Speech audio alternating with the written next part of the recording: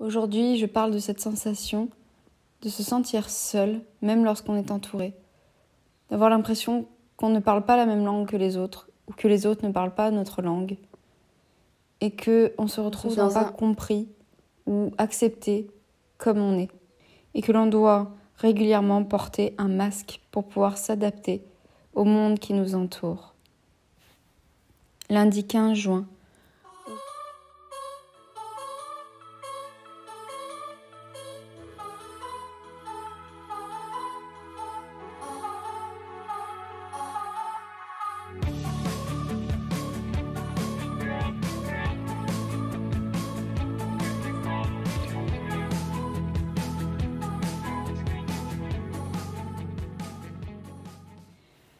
Il m'est arrivé bien souvent de me sentir très seule, même lorsque j'étais entourée de plein de monde, ou que ça soit dans des fêtes, que ça soit quand j'étais à l'école, au collège, au lycée, à la fac, que ça soit lorsque vous vous inscrivez à un club, une association, et même également lorsque j'étais en couple, ou avec quelquefois des amis ou des gens avec qui j'ai désiré tisser des liens et où je me suis retrouvée profondément seule, même accompagnée d'eux. Je ne jette absolument pas la pierre sur ces autres, sur ces personnes-là, sur ces moments-là que j'ai vécu avec telle ou telle personne dans ma vie. Simplement, dans ma tête, c'est un monde, un univers tellement explosif, tellement bouleversant, bouillonnant, tellement riche, tellement rapide, tellement intense, que je ne rencontre pas souvent des personnes avec qui je peux être cette personne si intense, avec qui je peux discuter de tout ce qui me passe par la tête, et surtout, je ne rencontre pas souvent des personnes qui peuvent suivre ce qui se passe dans ma tête.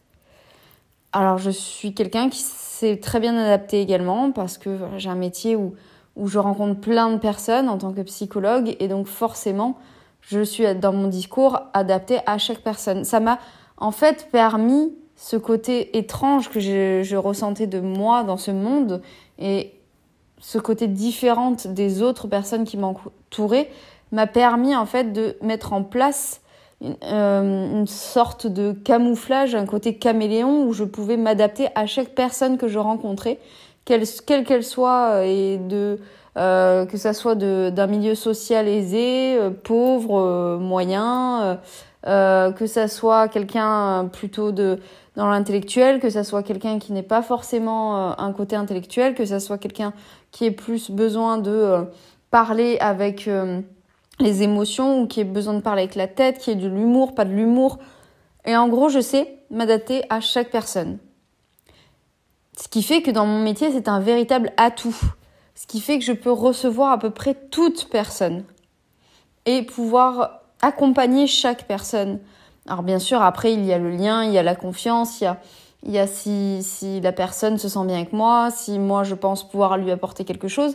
Mais ça n'est pas sur le plan de, en général, la rencontre que ça peut bloquer, mais plutôt après sur la connexion, si on convient, on ne convient pas forcément, ou on peut être une aide, ou on ne l'est pas forcément. Et parfois, des gens attendent peut-être des thérapies cognitives ou de la psychanalyse, alors que je suis dans la thérapie humaniste et plutôt dans l'hypersensibilité et les émotions, l'intuition. Ça convient, ça ne convient pas. Mais par contre, la rencontre en soi, je n'ai quasiment jamais de problème avec personne. Par contre, ça ne veut pas dire que si je sais m'adapter à chaque personne, que je suis bien avec chaque personne, ou que je passe un bon moment, ou que c'est quelque chose de riche pour moi, et que ça me nourrit. Pas du tout. Et malheureusement, même l'inverse, très souvent, je trouve peu de personnes avec qui je me sens nourrie dans mes émotions, dans mon intellectuel à moi, dans ma façon de voir la vie, dans ma façon de ressentir la vie, dans mon intensité d'être. Et je ne blâme absolument pas ces personnes-là, parce que je sais que c'est moi qui suis plus atypique qu'eux. Et qu'on ne peut pas suivre forcément ce que je suis, parce que c'est trop intense pour beaucoup de gens. ou que ça peut faire peur, ou que ça dérange, et que des gens aussi sont venus vers moi, ont beaucoup pris de moi et m'ont finalement rejeté parce que à un moment donné ça ne leur convenait plus, ou c'était trop, ou ça les dérangeait à un moment donné dans ce que je pouvais ressentir, alors qu'au début ça leur plaisait, puis après ça les gênait, parce qu'en fait finalement moi je vois vraiment les gens comme ils sont et je finis entre guillemets par les démasquer, mais au sens où ce n'est pas ma recherche, je ne suis pas là pour leur faire du mal quand je dis ou vois les choses, mais simplement je suis comme ça et je ressens et vois les choses de l'autre. Comme s'il y avait plus de filtre. Et ils n'ont pas besoin de parler, quelquefois c'est simplement avec ce que je peux ressentir de leur énergie, ce que le corps me dit, ce que leur regard ou leur intonation me dit, et je peux savoir. Et ça ne plaît pas à tout le monde, déjà ça premièrement. Donc, déjà pour le relationnel, ça commence... Les complications commencent. Mais ça ne s'arrête pas là. Même si parfois je plais à des personnes ou que les gens ont envie de venir vers moi, parce qu'assez souvent quand même les gens ont envie de venir vers moi, ça peut arriver que quelquefois j'impressionne, alors que je suis pas très impressionnante, mais apparemment je peux être aussi un petit peu entre guillemets charismatique, au sens où je donne le change, parce qu'en fait comme je ne suis pas à l'aise quand je suis seule dans la rue ou quand je dois aller rencontrer un grand groupe, je suis très à l'aise quand je dois rencontrer une personne, un individu, pour un moment à deux, en duo, quelque chose de la dualité, il n'y a aucun souci, je suis très à l'aise. Mais dès que c'est des groupes, je suis très mal à l'aise. Et moi, mon mal-être, je le transforme un peu en ce qu'on pourrait dire de l'arrogance, alors que je suis absolument pas du tout arrogante et absolument pas sûre de moi. Sauf que je donne cette impression parce que je vais essayer de donner une certaine apparence de moi-même, c'est-à-dire un peu sûre d'elle, une femme un peu qui peut paraître fermée. Alors je suis quelqu'un de très ouvert, de très solaire, de très sociable, de très avenant, mais quand j'ai peur d'un groupe, je peux paraître un petit peu arrogante et un petit peu intimidée. Et on va pas forcément venir me voir, mais si une seule personne a le courage de venir me parler, en général, je m'ouvre et finalement, tout le monde vient me parler. Parce que finalement, je commence à rayonner et je descends de mon manque de confiance en moi qui paraît de l'arrogance, alors que c'est juste du manque de confiance en moi et de la timidité, et on vient vers moi. Mais malgré tout, ça va tenir une soirée, pour moi, très souvent, d'être dans une soirée, les mondanités un petit peu, malheureusement, que j'appelle superficielles et artificielles, m'ennuie extrêmement vite.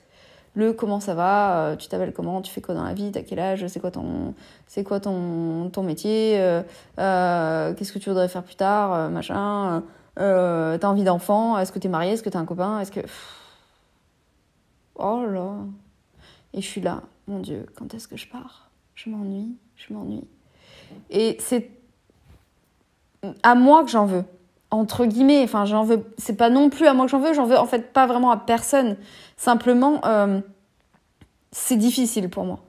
Il y a des fois, j'aimerais en fait être plus superficielle entre guillemets, parce que je ne traite pas les autres de superficielle, mais plus simple dans mon relationnel, c'est-à-dire me contenter de choses très simples et très lambda et très quotidiennes et très humaines entre guillemets, et pas avoir besoin d'être nourrie de conversations qui sont un peu existentielles, un peu philosophiques, ou des délires qui d'un coup vont partir sur de l'enfantin, puis d'un coup je vais revenir à l'adulte, et j'adore jongler entre ces deux-là. D'un coup j'aurais envie de danser comme une enfant, puis dans les 30 secondes d'après j'aimerais partir sur un débat philosophique sur la vie, la mort, et pourquoi les doigts de pied existent, j'en sais rien. Mais voilà, ça c'est mon cerveau. Puis à un moment donné, j'aurais envie d'aller dehors, puis à un moment donné, j'aurais envie de rentrer, puis à un moment donné, j'aurais envie de calme, puis à un moment donné, j'aurais envie de bouger, et en fait, ça, c'est le côté au potentiel émotionnel, si je peux prendre ce terme, même si j'ai toujours cet côté, est-ce que vraiment je peux dire ça de moi, je doute toujours, mais en effet, apparemment, ça serait un des traits de caractère du HPE, c'est d'être dans une sacrée énergie, mais une énergie changeante, c'est-à-dire un peu de calme, un peu de mouvement, un peu de calme. On s'ennuie jamais avec un HPE, quoi, en gros. Mais moi, je m'ennuie toute seule. Je m'ennuie rapidement, entourée ou seule. Et c'est très difficile pour moi de jongler parce que je vais avoir besoin de moments de solitude avec moi-même. Je vais avoir besoin de moments avec d'autres, mais pas avec n'importe quel autre. Parce que avec d'autres où c'est trop...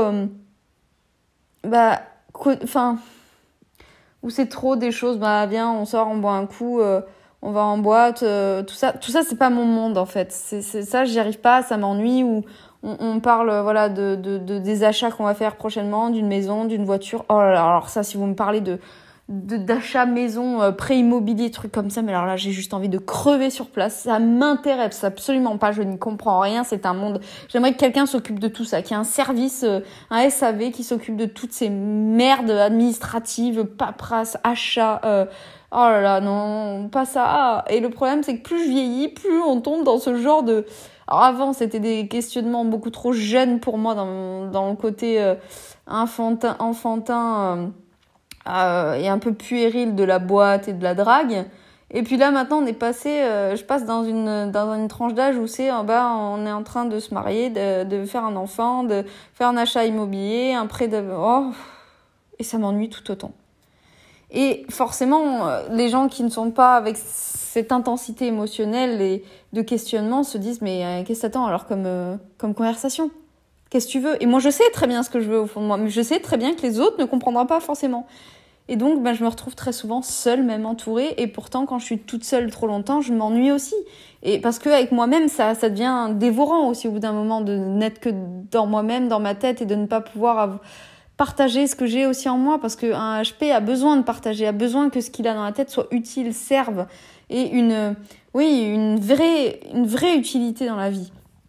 Et que ça puisse faire avancer des choses, que ça puisse aider, et donc forcément, dans les deux cas, je me retrouve très coincée.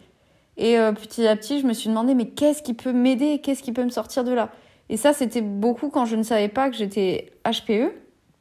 Et puis quand j'ai commencé à accepter, parce que on me l'a dit, je l'acceptais pas, et j'ai mis 2-3 ans avant de l'accepter. Et quand j'ai commencé à l'accepter et à lire, j'ai compris qu'en fait, ce qui m'aiderait, c'est de rencontrer des gens comme moi. Et la solution, quand vous êtes des hauts potentiels, ça va vraiment être les rencontres. Bien sûr que l'art va vous aider, par exemple, beaucoup. L'art, la nature, la créativité, en fait, en général, c'est une véritable soupape. Vraiment, ça fait partie de vos aides. La nature, la créativité. Mais moi, ça, je l'avais. Mais il me manquait encore quelque chose. Et c'était les rencontres. C'était trouver d'autres personnes qui me nourrissent, en fait, dans le lien. Parce que je n'avais que trop peu de gens qui me nourrissaient dans le lien. Et je me rendais compte que je suis quand même un être sociable, même si je suis un être un peu atypique. Et que j'avais besoin de parler à d'autres qui pouvaient me comprendre et avoir du lien avec d'autres. Et c'est quand j'ai compris ça que... Waouh, je me suis dit, oui, il faut absolument que je rencontre des personnes qui pourront m'accepter telle que je suis. J'avais une personne, mais elle à un moment donné était loin, puis j'en ai rencontré une autre, puis elle est partie loin aussi. Et à chaque fois, c'était le même cercle où je me retrouvais très seule et très difficile pour moi de retrouver après des personnes qui pouvaient me comprendre comme ces deux personnes-là. Et je me disais, mais comment faire ? Et à force de comprendre qu'il fallait que je trouve des personnes, finalement, quand j'ai commencé à accepter que j'étais HPE, ces autres qui me ressemblent ont commencé un petit peu plus à venir vers moi. C'est-à-dire que j'attirais un peu ces personnes-là, j'ai commencé à les attirer. Et je dis pas que j'en trouve 5 par jour, hein, parce que de toute façon, on n'est pas beaucoup. On n'est pas un pourcentage énorme, mais j'ai commencé à écouter des vidéos aussi qui parlaient de ce fonctionnement. Et même rien qu'en vidéo, de savoir que d'autres personnes mettaient des mots sur ce que je ressentais m'a fait du bien. C'est pour ça qu'on dit souvent sur les étiquettes, c'est pas bien, c'est pas bien. Non, les étiquettes, c'est Elodie Crépel qui dit... il faut les voir comme des gommettes, on les colle, ou je sais plus si elle dit des gommettes, mais en tout cas des autocollants, des choses comme ça, on les colle, on les recolle comme on veut, si ça nous fait du bien ou pas. Il y a des jours, on aura besoin de la coller, cette étiquette, parce qu'elle va nous faire du bien, des jours, on n'a pas envie de s'y identifier, mais c'est pas grave, on la décolle. Et vraiment, je vois ça aussi, comme des gommettes. J'adorais les gommettes quand j'étais enfant. Et je me dis, en fait, il y a des jours, j'ai envie de mettre cette gommette d'HPE pour pouvoir, avoir des gens qui me comprennent et parler avec eux. Et puis certains jours, j'ai pas envie d'être forcément étiquetée comme ça et je l'enlève et j'ai juste envie qu'on me prenne pour d'autres choses de ma personnalité ou ou amener d'autres choses que ce côté-là de moi. Par exemple, dans mon boulot en psychologie, ça va être, j'ai envie d'être la Hélène empathique à un certain moment et pas forcément HPE. J'ai envie d'avoir des choses où on le sait pas forcément de moi, où j'ai envie d'être un soir déconnectée, d'aller danser et de même plus penser à ça et d'oublier ces questionnements existentiels. Et d'autres fois, j'en ai vraiment besoin. Et j'ai besoin de me remettre la gommette. Et c'est vrai que quand j'ai commencé déjà à entendre des vidéos et à comprendre, ça a commencé à faire beaucoup de bien et à me soulager de beaucoup de choses et me sortir, même si je voyais pas ces personnes qui parlaient en vidéo, mais elles m'ont permis de sortir de cette solitude où je me disais, mais... Alors déjà, ça m'avait fait ça avec l'hypersensibilité, mais je sentais que l'hypersensibilité, il n'y avait pas que ça, j'avais des choses à creuser plus loin. Et quand j'ai commencé le côté haut potentiel émotionnel, là d'un coup, comme je le dis souvent, je prends ce terme, c'est la boîte de Pandore qui s'est ouverte. Et là, j'ai commencé à comprendre beaucoup plus. Et pareil, à nouveau, un nouveau soulagement, on appelle ça la réaction, quelque chose de cathartique où ça y est, on comprend et ça fait du bien et ça soulage et on se sent moins seul. Et il y a des choses qui s'ouvrent à nouveau et c'est bénéfique en fait. Et là, c'est ce qui s'est passé pour moi et ça m'a énormément soulagée. Et après, comme je disais, quand j'ai commencé à l'accepter, plus de gens comme moi sont venus à moi. Et c'est là que je leur disais à ces personnes-là, mais mon Dieu, mais qu'est-ce que ça me fait du bien d'entendre un autre qui parle la même langue que moi. En fait, imaginez que vous êtes, pour comprendre un peu ce que je ressens, c'est que vous êtes dans un pays étranger. Par exemple, vous avez pris l'espagnol à l'école et c'est pas votre langue maternelle, vous en baragouinez 3 mots, vous avez appris, mais vous savez que c'est pas votre langue, c'est pas à vous, mais vous êtes instruit là-dessus, vous avez appris, sauf que c'est pas encore très acquis. Vous arrivez en Espagne et vous comprenez vaguement quelques trucs, mais pas trop, et c'est pas votre langue, et vous savez que c'est pas votre langue, et donc forcément, au bout d'un moment, il y a des fois vous saisissez pas pourquoi les gens rigolent, vous saisissez pas pourquoi là ça leur plaît alors que vous c'est pas votre culture aussi dans ce qu'ils font, dans leurs agissements, dans leur cuisine, j'en sais rien, et vous vous sentez un peu décalé et au bout d'un moment vous pouvez même vous ennuyer et vous sentir isolé, même entouré de ces personnes-là parce que c'est pas le même langage, c'est pas la même culture. Et c'est exactement la même chose quand on est HPE et alors je n'aime pas trop employer ce terme, mais c'est le terme employé en psycho, et par rapport où vous êtes plongé dans un groupe de normaux pensants et qu'il n'y a personne d'autre qui parle votre langue. Et au bout d'un moment, vous finissez par tourner un peu en rond et c'est pas simple, c'est pas facile. Vous pouvez tenir 1 heure, 2 heures, mais au bout de 3 heures en général, vous pouvez plus, quoi. C'est plus possible. Et vous avez besoin de vous retirer, vous isoler, vous vous en voulez aussi. Il y a de la culpabilité de pas pouvoir être adapté, être compris, se sentir Et pourtant vous donnez le change, vous pouvez paraître très adapté, mais en vous, il y a une solitude et un vide terrible. Vous pouvez bien sourire en façade, vous avez mis votre masque. Simplement Zoro, quand il rentre, il est crevé et moi j'ai qu'une envie, c'est enlever le masque et alors que même pendant une soirée, j'aurais peut-être même aidé des gens, mais j'aurais pas forcément pris de plaisir parce que c'est peut-être des questionnements de vie qui me palpitent pas plus que ça non plus. Mais comme j'aime les gens par contre, et ça que ce soit qui parlent la même langue que moi ou non, j'ai par contre cet amour de l'autre, cet amour de l'humain, je pourrais, je me plierai en 4 pour les autres, mais ça me fatiguera plus quand ce sont des gens qui ne sont pas dans la même langue que moi. Ça sera beaucoup plus d'énergie pour moi parce que ça va me demander de m'adapter et aussi d'adapter ma façon de penser, d'adapter mon raisonnement parce que moi je vais partir dans tous les sens et je sais qu'il faut que je rassemble pour que l'autre comprenne ce que je suis en train de vivre ou que je ne lui dise pas tout ce que je pense. Parce qu'aussi, les fois où je me lâche et que je suis moi et que je balance tout ce que je ressens, il y a des gens, ils m'envoient chier en me disant « mais ça va pas, me dis pas ça maintenant, j'ai pas envie de l'entendre ». Et finalement, parce que je touche juste, à coup sûr quasiment. Et ça, c'est pas accepté de tout le monde. Et donc, à chaque fois, je reviens, je suis épuisée parce que je n'ai pas pu être moi. Et c'est dur aussi dans l'amour de soi-même de se dire « j'ai pas été acceptée ». Et c'est pour ça que beaucoup chez les HP, l'amour de soi-même passera forcément, quasiment toujours par un autre. Parce que c'est dans la reconnaissance de ce qu'on est qu'on va pouvoir être heureux de s'aimer.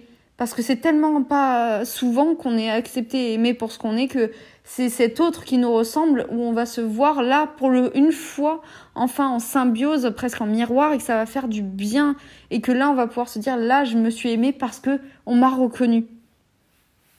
Et c'est beaucoup plus complexe, et en psycho, on ne peut pas faire une thérapie de la même façon avec des normaux pensants et avec des hauts potentiels. Ce n'est pas possible, ce n'est pas la même thérapie, ce ne sont pas les mêmes schémas psychanalytiques, psychologiques, quels qu'ils soient. C'est pour ça que des HP ne peuvent pas aller voir non plus des psys normaux pensants. Parce que, alors, bien sûr qu'ils peuvent, mais ils s'ennuieront, ou ils feront le tour très vite, ou ils voudront pas partir parce qu'il y a un lien émotionnel et qu'ils ont besoin d'être aimés et d'amour, mais ça sera pas nourrissant et satisfaisant pour eux et pour leur façon d'être et de penser. C'est pour ça que c'est si complexe et que parfois on peut se sentir tellement seul.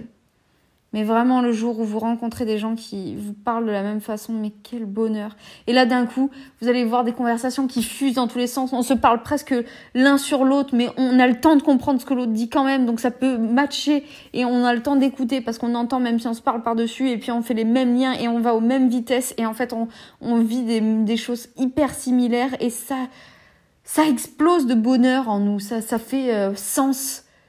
Et d'un coup, on se dit... Putain, ça fait du bien. Et là, en ce moment, ça fait 2 nouvelles rencontres que je viens de faire avec qui je peux vivre ça. Et je me dis, mais waouh, mais c'est génial. Et j'attire aussi de plus en plus de patients qui ont cette tendance-là. Et pareil, je me dis, super. Et mes entretiens sont géniaux et je me régale. Et je vous le souhaite. Vraiment, vraiment. Cherchez, si vous êtes HPI, HPE, cherchez des gens qui vous ressemblent. Il y a des sites maintenant qui existent où vous pouvez rencontrer des gens hypersensibles, atypiques, même autistes, TDAH, parce que c'est des mondes, voilà, c'est un univers, les atypiques. Après, moi, je parle beaucoup des HP parce que c'est là où je suis hypersensible aussi, ces 2 mondes-là. Mais après, vous pouvez aussi chercher d'autres choses. Et franchement, ça fait du bien. Par exemple, il y a un site phare sur lequel j'ai écrit un article qui m'avait contacté et sur lequel j'ai été dès le départ quasiment, c'est Atypicou. Et vous allez faire de belles rencontres aussi sur ce site et ça va marcher, ça va être chouette pour vous. Il y en a plein d'autres. Cherchez, tapez des sites de rencontres, mais c'est pas des sites de rencontres forcément pour de la... comme Mythique ou Tinder du tout, hein. Et moi, j'avais mis relations amicales professionnelles. Donc, on vient me voir parce que je suis professionnelle aussi. Et j'ai fait des rencontres amicales par là. C'est pas des sites de rencontres amoureuses forcément. Après, vous pourrez rencontrer aussi l'amour. Ou alors chercher des groupes Facebook. Et vous voyez, il y a des rencontres. Je sais qu'il y a un site aussi, je crois, c'est les hypersensibles ou associations des hypersensibles qui font des rencontres dans toute la France où vous mettez dans quel secteur vous êtes. Et en fait, vous voyez qu'il peut y avoir des rencontres à Aix, à Marseille, à Lyon, à Paris. Et vous cherchez et en fait, vous vous rencontrez. Mais vraiment, je pense maintenant, je sais que c'est ça le tout premier pilier d'aide des HP. La rencontre. Ensuite, la créativité et la nature. Voilà votre triangle gagnant pour vous épanouir. Après, il y aura d'autres choses qui se mettront dans votre vie en fonction de ce que vous êtes. Mais ce sont les 3 bases. Vraiment, vraiment, vraiment. Et quand vous aurez les 3, ça va être incroyable.